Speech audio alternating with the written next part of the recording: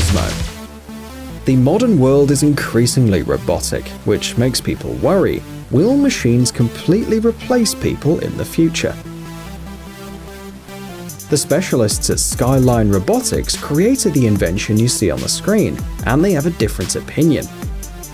They believe machines will only replace people in hazardous occupations, and that's why they designed Ozmo.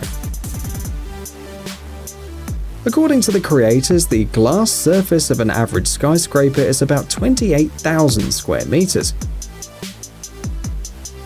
Cleaning such an area using traditional methods takes about 2.5 months. Meanwhile, by using Ozmo, 2 operators can do the same job in about a week. It is important to note that the operators control the robot from a safe place.